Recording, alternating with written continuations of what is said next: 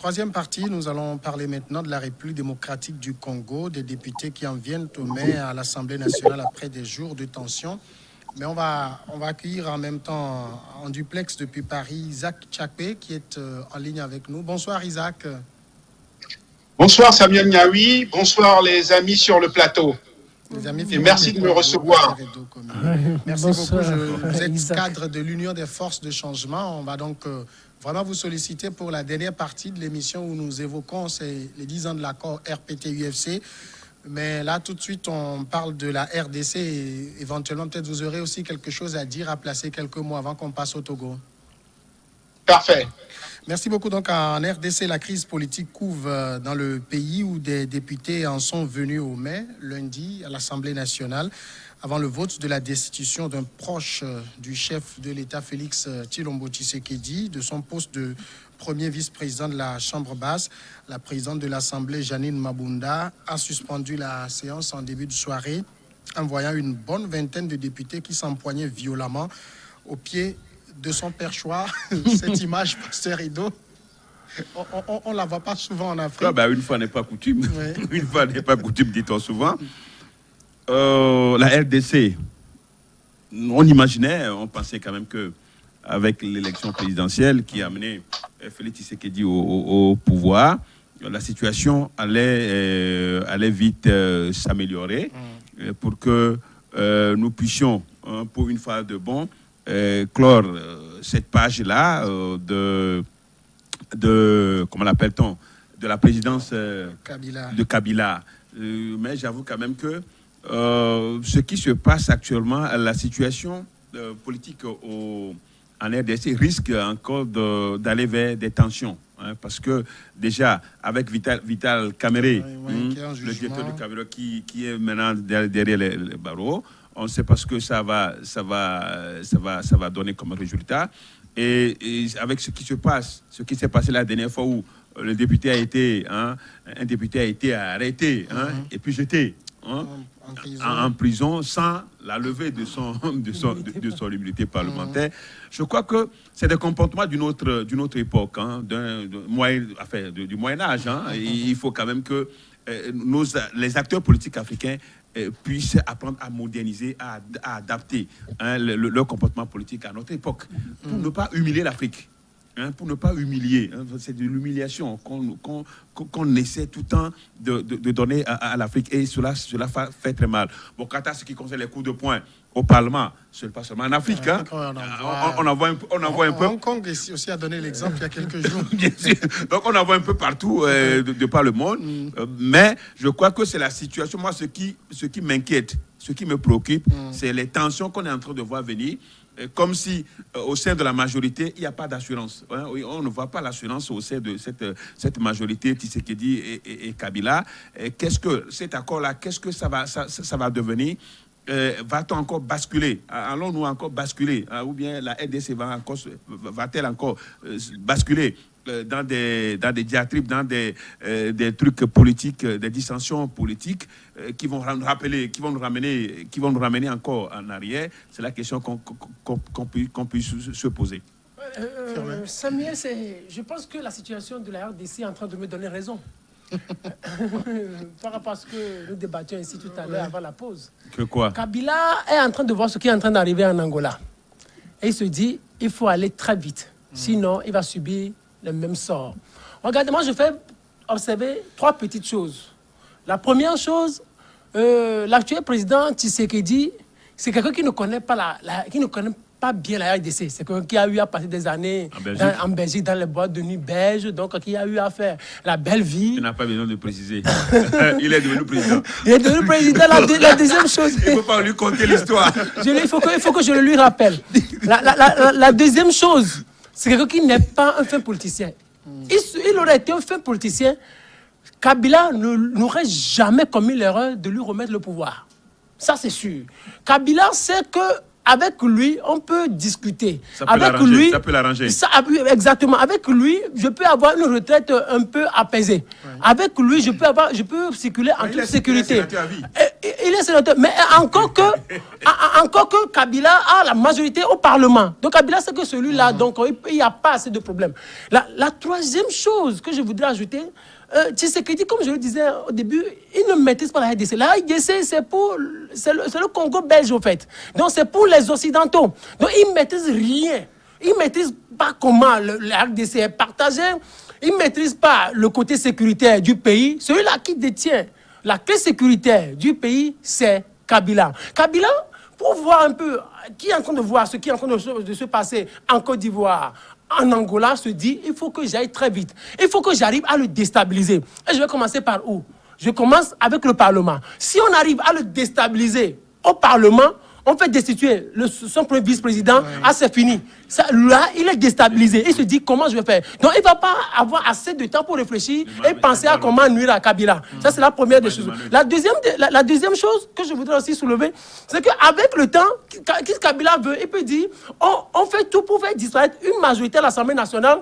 On n'a plus de majorité. Donc, il va être obligé de dissoudre l'Assemblée pour renvoyer tout le monde devant le corps électoral. On dissout l'Assemblée et en même temps, on dissout le gouvernement. Le gouvernement aussi part. Donc, pendant les 5 années de Tshisekedi, pendant les 5 années de Tshisekedi, il y aura instabilité gouvernementale sur instabilité gouvernementale. Donc, il n'aura pas assez de temps pour réfléchir et penser à comment nuire à Kabila. Je pense que ce qui est en train de se passer aujourd'hui, ça fait beaucoup plus plaisir à Kabila, mais Tshisekedi qui ne maîtrise pas la RDC qui passait assez de temps dans les boîtes de nuit.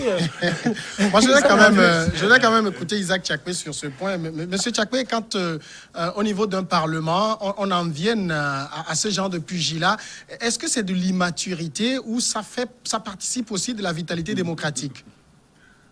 Non, nullement. Alors, ce que je voudrais dire, sans entrer dans le détail, je serais davantage plus indulgent avec ce qui se passe à l'UDPS, parce qu'ils sont en train de faire l'apprentissage de l'exercice du pouvoir. Oui. Voilà un parti qui, pendant des années, a été dans l'opposition, arrive quand même en responsabilité partagée et des dissensions apparaissent. Vous pouvez tout de suite, Pasteur Edo. Alors, on a compris une partie de ce que disait Isaac Tchakpe tout à l'heure. Il y a l'UDPS qui est en apprentissage et donc on peut comprendre quelques atermoiements au départ. Oui, l'UDPS a passé presque une bonne partie. Depuis sa création, il a été toujours parti de l'opposition jusqu'en 2016, c'est ça, non? Oui. Jusqu'en 2016 où le parti a cédé au pouvoir. Donc ça peut être 2018 ou 19, l'UDPS qui arrive au pouvoir. Ça fait un an. Ça fait un an, donc 2019, que l'UDPS est arrivé au pouvoir. Donc je crois quand même que ça peut faire partie d'un apprentissage parce que gouverner, ce n'est pas aussi facile. Ben, ça doit être quelque chose d'interne au parti. Maintenant, quand nous l'étalons sur toute la RDC avec sa coalition, nous estimons quand même que il faut faire extrêmement attention. Avec Kabila qui est un animal, qui est devenu un animal politique, un animal politique pour tout ce temps, 18 ans qu'il a passé à la tête de la RDC, ça risque d'être fatal pour le camp Tshisekedi, puisque Kabila, c'était le moindre mal pour Kabila entre lui et Fayulu. Donc, il a choisi Tshisekedi de par ce que Félix me disait tout à l'heure, que bon, il n'a pas connaissance. Il peut avoir connaissance livresque de RDC, du pays, mais pas connaissance physique pour n'avoir pas vécu aussi longtemps que possible. Donc, j'avoue quand même que ça va être un peu, difficile, mais à cette allure, c'est Kabila qui est en train de voir Tshisekedi venir.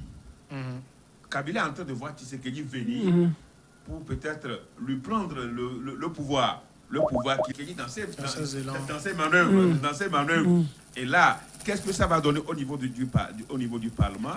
C'est ce qu'on commence à voir. Déjà, est-ce qu'il faut destituer le premier? Il a déjà été destitué. Voilà, c'était des questions qui sont. Est-ce qu'il faut destituer?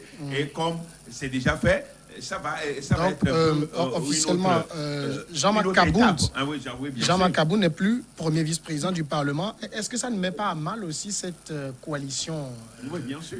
entre Tshisekedi et Kabila? Oui, c'est ça. C'est une situation qui arrange beaucoup fortement Kabila. Mais c'est Tshisekedi qui est déstabilisé. Kabila, lui s'en fout. Mais Kabila sait que si la coalition est toujours au top, sans aucun problème, sans incident, mais c'est Tshisekedi qui va s'en sortir gagnant. Là, il y aura les coups de France, il aura assez de force, assez d'énergie pour réfléchir et penser pour avoir son second mandat ou penser à comment nuire politiquement à Kabila. Regarde, donc il fait en prison déjà Vital Kamere. Donc, il a assez de stratégie. C'est-à-dire, les faiseurs de roi ont toujours des problèmes. Donc, il veut aller un peu plus vite, mais il y a quelqu'un qui est en train de lui dire, c'est Kabila qui parle, moi je suis là, monsieur, faites attention, j'ai fait 18 ans au pouvoir, encore que je suis militaire. Vous passez vos vies dans les boîtes de nuit. Moi j'étais là, moi j'étais dans les armes. Donc, non, c'est pour montrer à ceux qui nous écoutent qu'il y a une différence entre le métier des armes et les boîtes de nuit. Quand celui-là, il était au front. Même temps, Kabila, c'est pas quelqu'un qui avait une grande maîtrise des affaires de la cité avant de... Je pense qu'il est arrivé au pouvoir à 29 ans. Il n'avait pas grande maîtrise des affaires de la cité. Voilà, mais il était sur le territoire, mais il vivait des périodes difficiles. Alors que celui-là, c'était un pacha. Donc vous imaginez, donc lui, il vivait les difficultés de la vie. Donc il y a une grande différence. C'est ce que je voudrais faire ressortir. Moi, plutôt moi, Kabila, qui était fils d'un chef d'État, c'est lui, en principe, puisque l'autre est fils d'un opposant. Par rapport à celui qui est fils d'un chef d'État, vous voyez celui qui devait être plus mais un militaire n'est pas militaire qui veut. Vous imaginez? Non, mais là, c'est... Il peut y avoir une discipline. Oui, donc... Il peut y avoir une discipline, c'est normal. C'est-à-dire, ce mariage, on devrait s'attendre à ça, n'irait jamais loin. N'irait jamais loin. Du moment où on parle de... Oui, du moment où on parle de pouvoir. Et quand on de pouvoir, on parle de pouvoir, c'est beaucoup plus une question d'intérêt. La force militaire de Kabila. Justement, Isaac Tchakpe, je pense que Firmin Teko vient de le dire, ce mariage, il fallait s'y attendre, ça n'aurait pas vraiment duré dans le temps. La coalition, ce mariage entre Tshisekedi et Kabila pour gouverner le pays, ça va aller à la volo rapidement? Non, tout est question de rapport de force. Vous savez, quand vous avez un poids A et un poids B qui n'est pas proportionnel ou d'égale intensité, ce poids B n'est pas proportionnel ou d'égale intensité au poids A, vous avez des équilibres. Et là, je le dis encore, vous avez un parti au pouvoir, notamment la coalition du président Kabila, qui a une expertise, les moyens, et qui a les hommes, et qui veut persévérer dans cet état. Et ce qu'il faudrait plutôt pour le parti du président Tshisekedi, c'est d'inscrire sa démarche dans la durée. Aujourd'hui, il s'agit de rééquilibrer un tant soit peu. Ce qui est au cœur de tout ça, c'est quand même des questions de stratégie, des questions de stratégie pour pouvoir équilibrer et voire inverser le rapport de force. Il s'agit de conquérir le pouvoir d'État et de mettre en œuvre un projet. Il ne s'agit pas de faire la guerre et c'est normal que le président, la mouvance Kabila veuille persévérer dans cet état, veuille conserver le pouvoir. Quand on va au pouvoir, il y a des dynamiques pour le conserver et persévérer au pouvoir. Et vous avez des oppositions qui sont aussi en quête du pouvoir. Alors, à des moments, compte tenu du contexte, on est obligé de faire des compromis, des concessions, de transiger. Et tout est relatif. Et je ne pense pas que cette coalition, je ne pense pas que cet accord, ce compromis irait à volo. Il y aurait des adaptations, c'est comme toute œuvre humaine, elle va traverser, il y aura des turbulences, mais il est de l'intérêt du président Kabila de faire en sorte que cette transition soit réussie. Et je pense que les deux partis, et d'ailleurs, je pense il n'y a pas plus tard que 3 semaines, le président Kabila, l'ex-président Kabila s'est déplacé au domicile du président Tshisekedi. C'est ça la culture du débat, c'est ça la culture de l'échange. Ce qui est au cœur du pouvoir, de la conquête du pouvoir en Afrique, c'est ce que j'appelle d'établir des démarches de négociation coopérative qui permettent d'instaurer des rapports de personnel, des rapports de confiance, de respect mutuel entre les leaders des partis qui s'opposent ou des leaders de partis qui se battent pour conquérir le pouvoir. Quand vous Et le dites, c'est un apprentissage que ça nous me fait penser un peu à ce que l'UFC et le RPT ont fait ici. On l'évoquera tout à l'heure. Alors, vous pensez, Pasteur Rideau, également que la coalition FCC-CACH, ça va aller jusqu'au bout des 5 ans de Tshisekedi? Non, c'est-à-dire pour le bonheur, pour la stabilité et la paix en RDC, c'est tout ce que je peux souhaiter. Parce que je ne souhaite pas que cette coalition-là s'envole, s'éclate, soit comme un feu de paille, et que la RDC retombe encore dans l'instabilité. Parce que ce pays, c'est un pays continent pour nous. La RDC, c'est un pays immensement riche pour nous. Nous, les richesses de la RDC seules. 65% des richesses mondiales. Richesse mondiale. Donc, moi, ce pays m'intéresse, je suis panafricaniste, ce pays m'intéresse. Et je veux que sa gouvernance soit une gouvernance normale, une gouvernance qui puisse profiter aux citoyens, au peuple. Donc, tout ce qu'on peut souhaiter, c'est que la démarche de négociation et de dialogue puisse persister, puisse exister entre les deux chefs, c'est-à-dire Tshisekedi et Kabila, pour qu'on puisse ramener de l'ordre dans cette coalition et que jusqu'à la fin de ce mandat, la RDC puisse sortir des zones de turbulence. Donc, moi, ce que je souhaite, ce n'est pas un plaisir pour moi de voir cette alliance, parce que c'est une transition démocratique que nous avons tous salué, malgré que Fayoulou s'est toujours opposé, mais on veut quand même que cette transition-là puisse aboutir et qu'à 5 ans après, on puisse organiser encore d'autres élections en RDC. Alors, il faut se battre aujourd'hui pour que, comme le disait Isaac Tchakwe tantôt, que ces deux, le président Kabila, le président Tshisekedi, maintiennent ces passerelles qui existent entre eux, discutent de la RDC, en tout cas pour le bonheur des populations, faire aboutir cet accord. Oui, il faut juste faire aboutir cet accord. Il faut qu'il discute, qu'il y ait de franches discussions pour une certaine paix. Mais bon, Tshisekedi au pouvoir, mais je ne vois pas ce que ça va fondamentalement apporter aux Congolais, parce que je vais vous décevoir. Mais la RDC, je l'ai toujours dit, la RDC n'appartient pas aux Congolais. C'est-à-dire quoi qu'on puisse faire, ce qu'on peut souhaiter, c'est qu'il laisser la RDC aux autres. Oui. Je sais. Moi, je suis pas. C'est pas que je suis pessimiste. Je suis réaliste, pasteur. Vous encouragez, Firmin. Pasteur et deux commis. Oui. Non, c'est juste dire simplement que la RDC, en tout cas, d'ici peu, la RDC ne sera pas pour les Congolais, c'est pour les Occidentaux, c'est pour la CIA, c'est pour la France, c'est pour la Belgique. C'est pas souhaitable non plus. D'accord, on part la pause et on revient après continuer avec le dernier sujet, le Togo.